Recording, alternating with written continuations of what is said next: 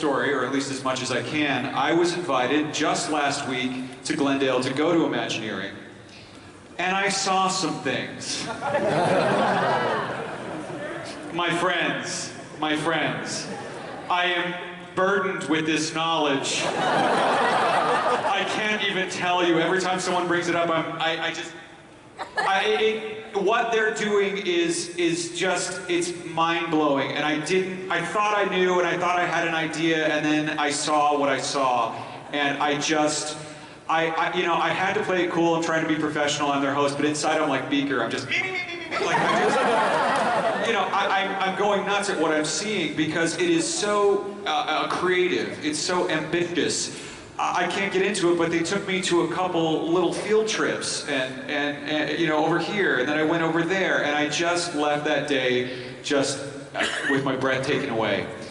Fortunately today, we have a group of panelists to tell us a little bit about that. Now I know it's still, in 2019, we still have a ways away, but I'm so excited that we get to share some of that because what they're going to tell you about is going to get you, if it's even just a fraction of how excited I am, I'm so happy for all of us. So, give a round of applause to Walt Disney Imagineering and to Lucasfilm members. It's Wendy, Doug, Scott, Pablo, Asa, and Chris. Come on out, let's get started.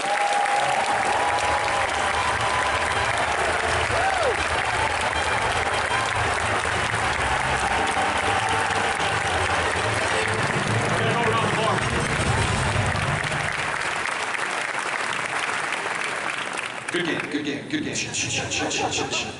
All right, so let's start with just quick introductions of everyone here. Why don't we just go all the way down the row? Hi, I'm Wendy. I'm with Imagineering. I'm focused on live performance. Hi, I'm Chiang. I'm head of the Lucasfilm art department.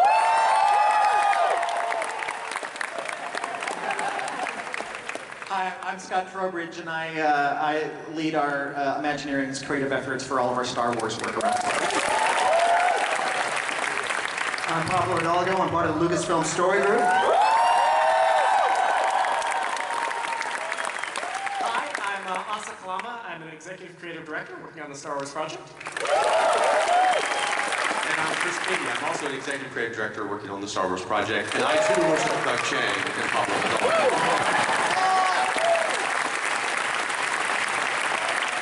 So I just want to get started right away with this expansion from kind of a high level. I just told the story about how you invited me to Imagineering in Glendale last week. I guess coming into it, seeing the concept art, I was almost expecting this like hodgepodge of, in my own head, because I'm just not as creative as you guys. I'll go over to Hoth and get a popsicle, and then I'm going to go over to Kashyyyk and get some Wookiee cookies, and then I'm going to go over to Tatooine, and maybe it's going to be hot, like it is in Orlando and Anaheim. But that's not what it is at all. That was so wrong. You know what? It would be easy to kind of think, let's revisit some of our favorite places. But here's the thing. If we were to go to those places, Hoth, Tatooine, some of those things, we know the stories that happen there, right? We know whose stories they are, and we know that we're not in them. That's not what we wanted to do. We wanted to build, with these guys, with all of us, build new Star Wars stories, new Star Wars destinations, but this time you can be in that story, right? We want you to discover your own Star Wars story, not just remember somebody else's Star Wars story. So that required us going to a new place, a place with lots of stories yet to discover, and new characters, and new adventures, and all kinds of new awesomeness. So you've developed a new place in Star Wars. You've developed a new, a new planet, a new... It's a new planet, it's a new place, it's this remote frontier outpost somewhere on the edge of wild space. Place for us to discover new stories. Okay, so it's a new outpost. We haven't heard of it yet.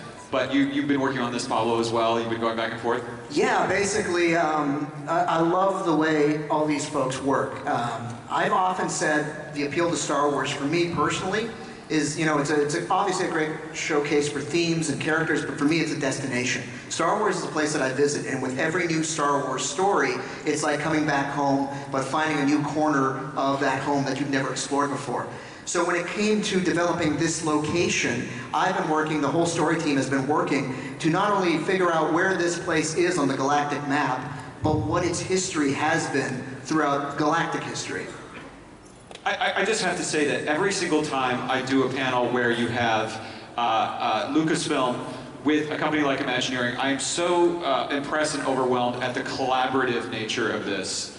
And this is something that you guys have been talking about on a daily, weekly basis now for years. Is that right? That's right. We have I think it's a great team, really. I mean, we don't really even so much think of it as a partnership as a single team, right? We share designs between the work that's happening here and what Doug's doing in the films and the stories all. One of the things that the Lucasfilm Story Group is so great at is integrating these stories together into a kind of a single Star Wars universe. And that this place has such a rich history. I'll tell you, I feel like I've already been here. I mean, we've been working on this long enough that I feel like I've already been here and I've met the characters and I know these people and I can't wait for you guys to meet these people and to be able to already does all the discover sound effects for all the characters from time to time. And the voices. Yeah. So this place is very real for you and the entire team working on this. I understand you brought a video as well. What? Hello? Yeah, this is something we wanted to share with the world, but we really want to, even though it is a little early for us, we wanted to share stuff with you guys first because we are fans, we love the fans. So we wanted you guys to see this first. You want to see it? Yeah!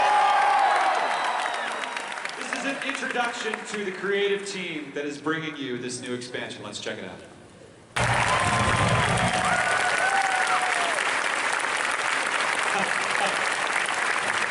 Wow, that is a lot of information to digest. I want to go back from the top because you mentioned it as an outpost. Clearly, we know from a high level this is a new location in Star Wars. No, it's new to you.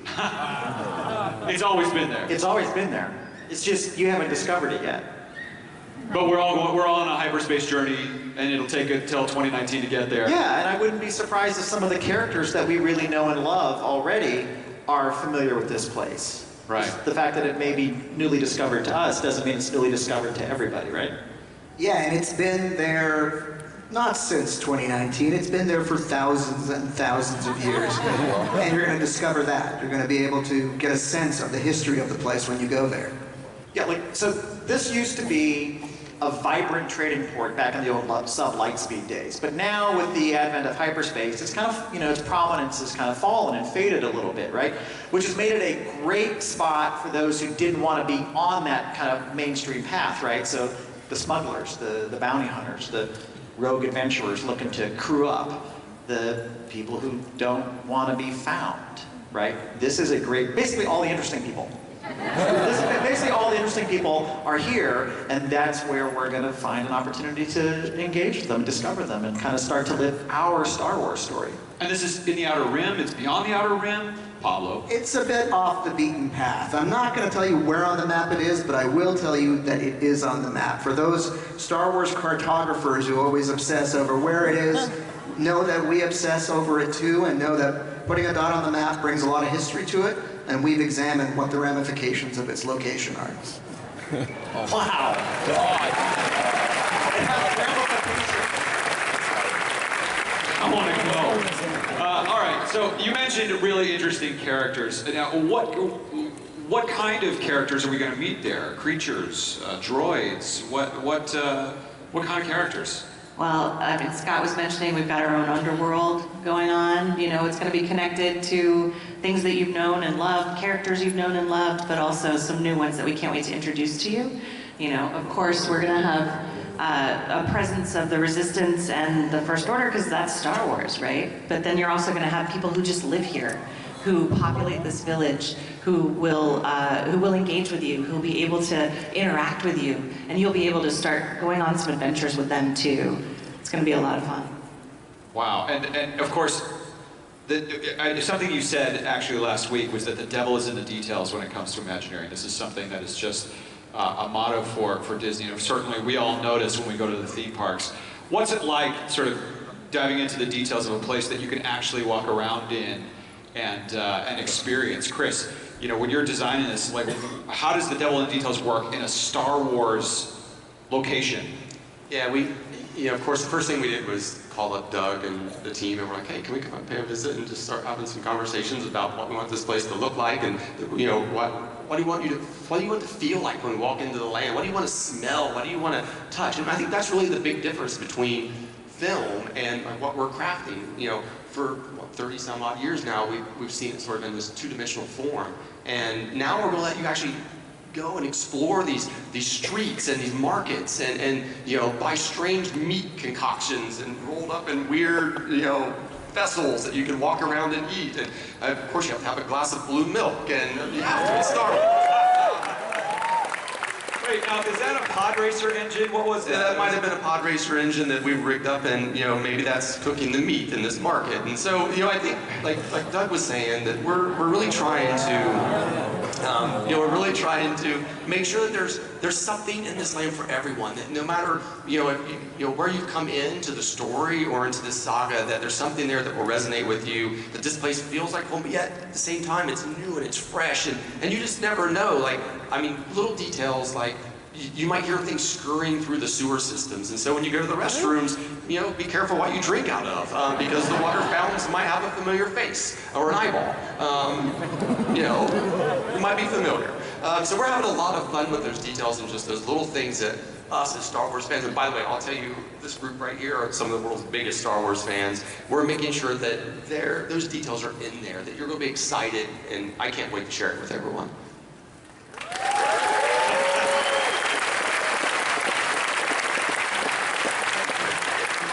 Now, Doug Chiang, you have designed some Star Wars in your day. I understand. And what is your favorite creative challenge in approaching this new outpost? I mean, is it the grid? Is it kind of the outward, out beyond? What is it? The unknown region? How did you approach this? How did you approach this? Thank you. It's actually really interesting, and actually working with Chris and Asa and John Lorena, it's been really fun because I approach this as just another film. And we design it like that because it has to be as expansive as that. One of the great things about working on a film is that you're creating these really rich, immersive worlds. But unfortunately, you only experience it from one point of view. With the park, what I really like about this is that we're actually going to be able to live it. Because, the funny thing is we build these enormous sets. They're pretty big, but in reality, they're pretty small. And when you go in there, you can completely get immersed in there, and you feel like, oh, wouldn't it be great if you could share this with more people? But then, very quickly, you lose that illusion because you turn around and you see movie lights, and you see what's supporting the wall. You touch the rock, and you realize, oh, it's just painted, carved foam. Or you smell the fresh paint. The great thing about this is going to be like a 14+ acre movie set that's real. The rocks are real, every detail is real. And so the approach was that let's do some real world building where we actually can have the tools and abilities with talented team here to really make it very authentic. And for me as a fan, I've always wanted to live in the Star Wars universe. Just go and walk around it. And I think we're going to have that opportunity, and it's like I couldn't think of a better team to collaborate with. So, yeah.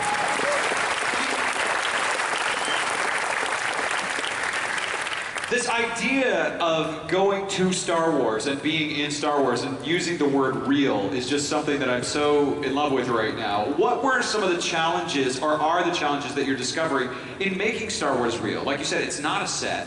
You don't turn around and see plywood, you turn around and see more Star Wars. Anything surprise you? Any unique challenges in bringing that to life that you've discovered already?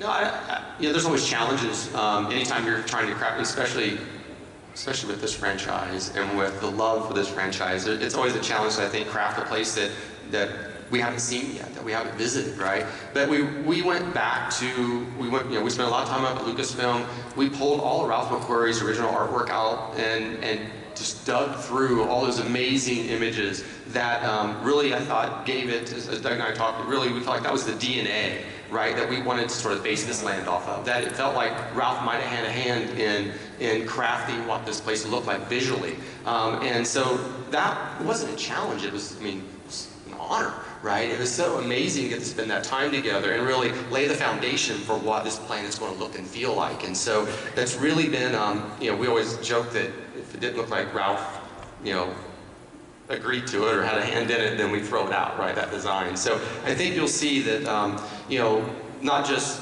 Ralph McQuarrie's work as an inspiration, but we also traveled to Istanbul, we traveled to Morocco, we traveled to a lot of exotic places throughout the world to really kind of give it that sense of like this exotic, amazing, sort of eclectic nature. And so these markets are just going to be packed with incredible details and incredible, incredible things to visually take in. And so we're excited to share that. And I think, like I said, it's been an honor to work with Doug and the Lucasfilm team because they really have helped sort of guide, this direction and bring this to life.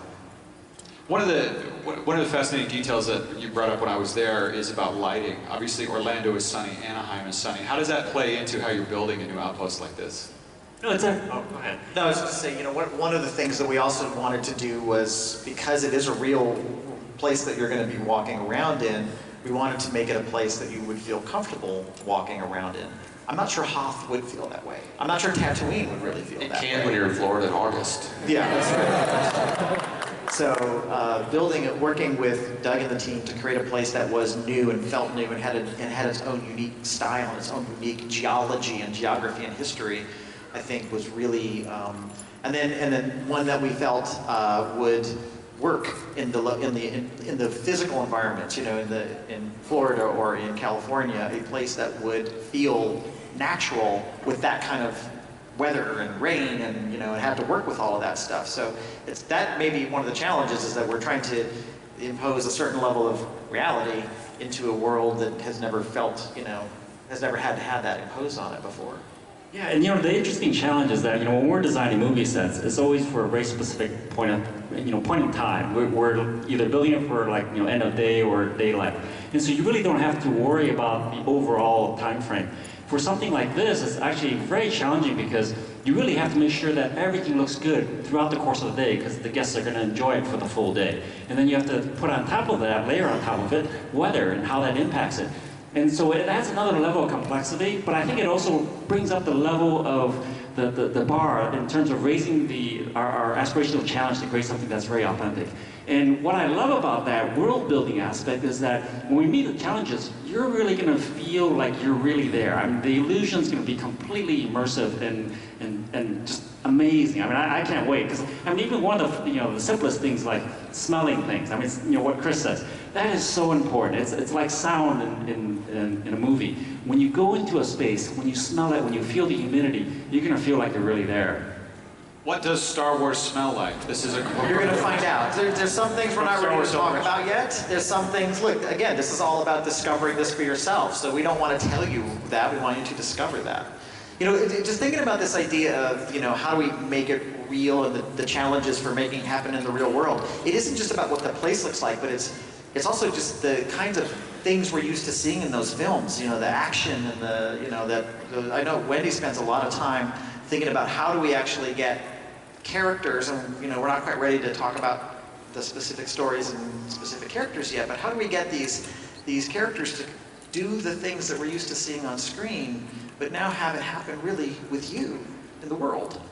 It's been so much fun to work on all of that, because we're partnering with Rob Inch and the teams that are developing all of the action for the film. So we've been developing that for a while now. We've done some workshops in London. We're working with the best and the brightest, and we're so excited to bring that style to you, to let you be in the center of that action, let you have a piece of that, and to let you experience it right up close and personal. I think we have a little clip of a workshop that we did in London earlier this year, if we want to roll that. Yeah, let's take a look. What do you say?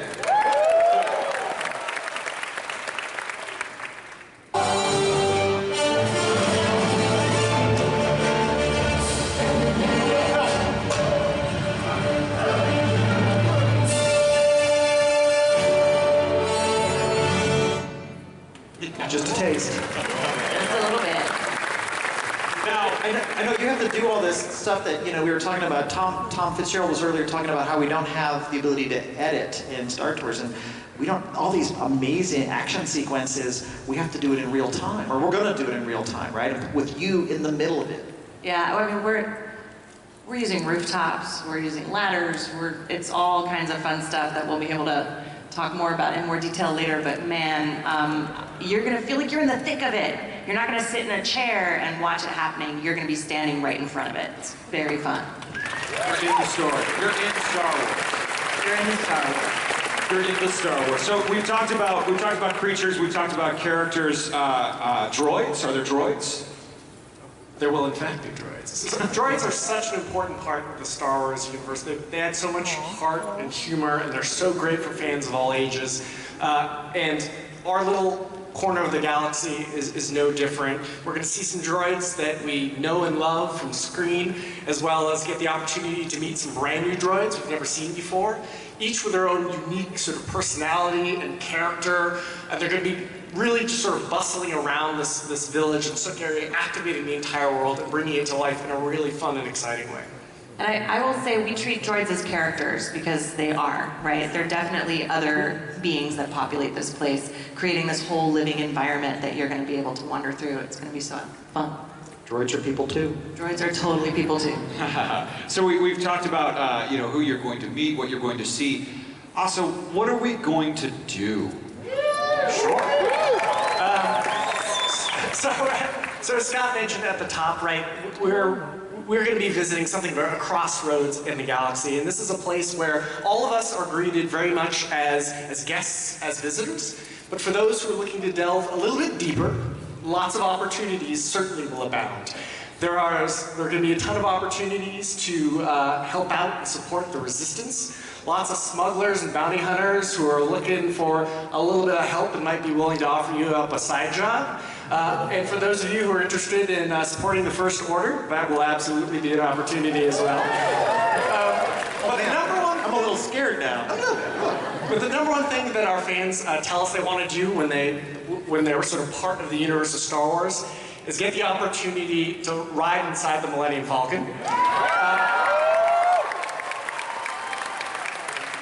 And I'm a little bit biased because that's one of the attractions that I'm working on, but it's gonna be pretty sweet. We're not just gonna let you ride in the Millennium Falcon, we're truly gonna let you control the Millennium Falcon. So you and your flight crew are gonna be responsible for piloting one of the most iconic ships in the entire galaxy. That's just a hunk of garbage. Wait. Who's gonna fly it, kid? Now, you. So, I get to...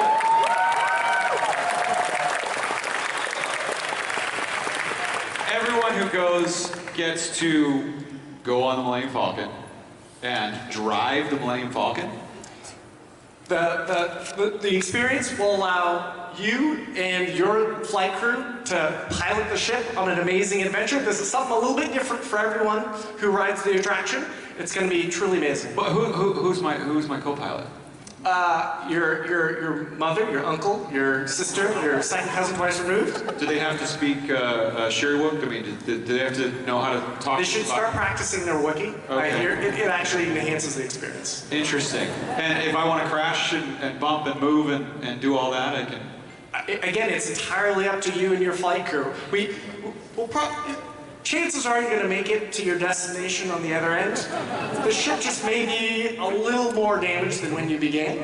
So again, it's really up to you. You can bring her in without a scratch on her, or if you want to, if you're a practitioner of bumper bowling and you want to try to maneuver off a couple of those rock faces, more power to you.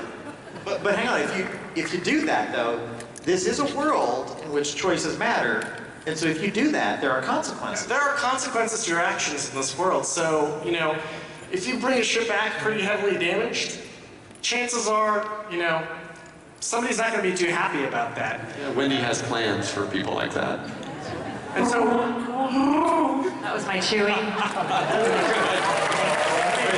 And so again, for those who are, again, really interested in delving a little bit deeper, we're excited for opportunities where, an experience might begin on board the Millennium Falcon and follow you right out the door of the attraction and into, the local watering hole, right? So it really is up to you to determine, how you want your fate to play out in this world. You can essentially build a reputation in the Star Wars universe. You're blowing my mind right now. What? This stuff follows you around. I mean, it's truly immersive, not just the attractions, but the entire... it's Star Wars, isn't it? Yeah. Yeah. There could be someone looking for you eventually, yeah. Oh. What? Me? I didn't do anything. Yet. Yet. That's great. Well, now tell everyone, in case you don't know, when can we expect this expansion? When is this coming to our lives? When do we arrive? Yeah, I think I like the way you put it. It's like, when do we arrive? Because again, as Pablo said, it's been there for thousands of years, and I think we've already been living there for a while. In fact, that's why I'm still jet lagged. The trip is long. So we've actually already announced that we're going to invite you all to discover these destinations in 2019. So it feels like it's a little bit away. We've had some help. We've had some help building these things out. It turns out that's actually not making it go faster. So we chose poorly. BB-8's a great site supervisor there. But yeah, so I mean, but we do have teams all over the world now that are helping us do the things that we need to do so that we can invite you to this place, and so you can have the kinds of experiences that all these guys have talked about. Both, you mentioned early on that there's a big construction site here. That is, and there's one in Anaheim too. In fact, just last weekend we shot a little bit of footage to kind of show the most recent site progress. We shot this in Anaheim, but Orlando looks the same. But just to give you a little bit of sense of like how big and massive this project is, and a little bit about where we're at in the timeline. I want to see it. Let's do it. So as I said, this is Anaheim, and all of this, everything you see, is our new destination. It's usually busier than this. This was early Sunday morning, last Sunday actually. If you look very carefully inside this building, you can actually see the outlines that might look familiar.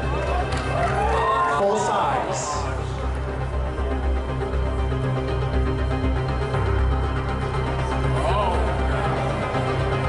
I won't talk about what that giant pit is for. It's not for swimming. So as you can see from this, on a Sunday morning, not so busy. Give him a round of applause. Give him a round of applause.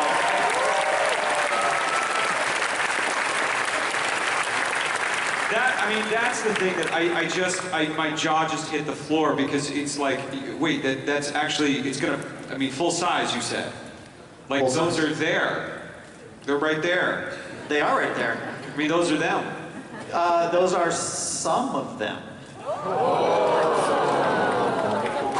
gonna need a nap. Because we didn't talk about this. Also talked about this opportunity to get behind the controls of a Millennium Falcon and pilot it on this, this journey that's truly up to you and your flight crew about how it goes. And as I also mentioned, we're not really talking too specifically about stories and characters and things yet, but one of the things we have mentioned, and this is kind of evident, there is a presence of the First Order in this experience, right? We are going to find ourselves in the middle of this opportunity, this epic Star Wars experience that puts us right in the middle of an epic battle between the First Order and the Resistance. And, it'll be up to us to choose our fate and to participate in this in some way. And it is, I'll tell you this, it is the most epic, attraction we've ever undertaken. Oh my God. Unbelievable. Just unbelievable. Like walking into an RPG. It's just unbelievable. That's just fantastic. Now, I know we're short on time, but I just want to offer you a chance. Any closing thoughts from your different disciplines? Anything you want to say to the fans? Well, we've often said that, we offer opportunities for you to enter in the Star Wars universe, and we've given you different versions of that, whether it's losing yourself in a movie, in a book, in a video game, in a VR experience. This is unlike anything we've ever done before, and it's so amazing. And just speaking personally, I've had amazing opportunity to watch craftspeople who are the best in their field, and theme park development is something that I never in a million years dreamed I'd get a front row seat at. And working with this team, it's amazing to see the things that they do and get to peer behind that particular curtain. So it's been a great rush for me, speaking as a Star Wars fan, and I can't wait to see it finished. Yeah. For me, as a fan growing up with this, kind of living in the Star Wars, galaxy or whatever for about, almost 25 years now, it's so amazing because the level of detail and fidelity that the team is working on is so over the top. I've never seen anything like this because we're really creating a very authentic real world, something that you can actually feel like it's reality. It's not a movie set, it's not fake, it's real. Everything's gonna have that quality to it, that tactile quality. And I don't know, I'm giddy thinking about it because I want to be there now. And for me, it's that fulfillment of that 15-year-old child's dream when I first saw Star Wars. I finally get to go there. You'll know all the surprises already, though. Can I tell a story about you? Please tell me. Okay. So last week we invited David to come over and kind of just see a little bit, so he had a little bit of a context for what we were talking about. And one of the things that I remember you kind of reacted to was, one of the things that we're trying to do is how do we make Star Wars real? How do we take it off that screen and make it real for all of us, right? And one of the things we knew, Star Wars, we have to have lightsabers, right? So we actually showed David a little prototype of how we will actually take these great. The stuff looks great on screen, but we have to make it look great right in front of you. No, Scott, it's real. It is real. I've seen a lightsaber now in my life, and you showed it to me. I know it's too early, but I've seen some things, and it's real, and it's coming in 2019. Yeah, I mean, it is a little early. We really can't wait to share all this with you and invite you to come and discover it. But the thing we wanted to do today was here at Celebration was really take the opportunity to just talk to the fans and to just give the fans a little bit of update on progress, because we are the fans. We're doing this for the fans. We want you guys to be along on this journey with us. Yes, we are such uber nerd fans, in fact. This was actually, this was in the How come we're the middle only of two in costume? Yeah, this is either our team or the village people. I can't see exactly what that is. Scott actually wore that orange jumpsuit on the tube, and no one would sit next to him, which was quite fun to watch. That's true. That's true. But we wanted to share with you guys this, just let you know that we're doing this for you. We are looking through the lens of fandom at the experiences we're building, because it's so important to us, and we know it's so important to you. So we wanted to make sure we took the opportunity, even at this early stage, to just share stuff with you, so that you can feel like you're coming along on the journey with us.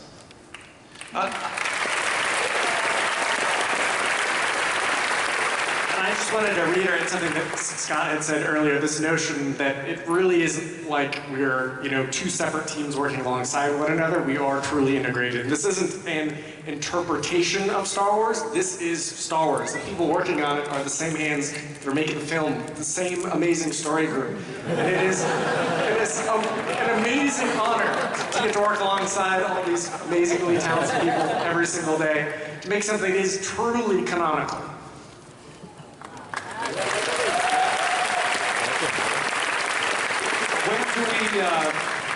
Now, I know, and this really is truly unprecedented to share something, so much that you shared today, so thank you so much, because it's still so early, but when do we get to hear more? D23 is in a few months, maybe?